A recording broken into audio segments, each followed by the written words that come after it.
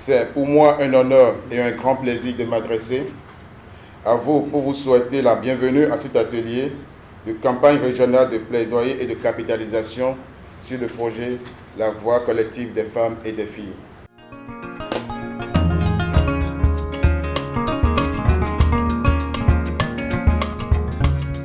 Partout dans le monde, les persistantes inégalités entre les sexes empêchent les femmes et les filles de jouir pleinement de leurs droits humains. Ces inégalités sont aggravées par les crises sanitaires et alimentaires, la multiplication des conflits ainsi que les urgences climatiques. Dans les circonstances pareilles, il est urgent d'effectuer la transformation au niveau des politiques et pratiques afin de garantir l'égalité de chances et mettre en place des pistes de solutions pour remédier aux inégalités existantes résultant des processus d'élaboration des politiques patriarcaux et aveugles au genre. L'objectif de cet atelier est de définir la campagne de plaidoyer régional de CARE en faveur de la promotion des femmes et des filles en tirant parti du laboratoire d'action collective mis en place par l'initiative La Voix collective des femmes et des filles.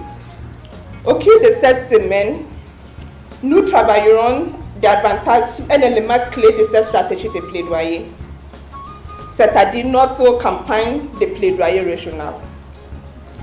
Nous aurons également l'occasion de partager et d'apprendre des efforts de plaidoyer au niveau national. Cet atelier de partage d'expérience est d'une importance capitale car ces résultats seront exploités par des organisations de femmes ciblées en Afrique de l'Ouest pour mener des activités de plaidoyer. Ça concerne tout le monde. Ça ne concerne pas que les femmes et les enfants. Et moi, je voudrais saluer les hommes qui sont dans cette salle. Votre présence ici indique que la violence faite aux femmes et aux enfants n'est pas que l'affaire des femmes et des enfants. Elle est aussi l'affaire des hommes. L'affaire des autorités religieuses, l'affaire des autorités politiques. En un mot, c'est la société qui doit s'interroger. It also gives me great joy that the opportunity we have had together in the past 4 days to talk about how we can curate an effective campaign to advance the cause on women's leadership and political participation has been achieved to a great extent. And it is my joy that in no time this campaign will take off fully, and it will be one that many stakeholders, even outside CARE as an institution, will be forced to plug into.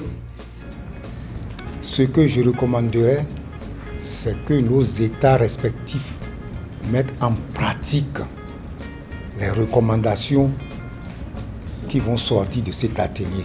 L'autre chose que j'ai aimé, c'est vraiment la durée. 3 ans, ça c'est bravo de l'avoir fait, parce que 1 an, 2 ans c'est trop court. 5 ans, on a trop de temps et on s'oublie, on se perd.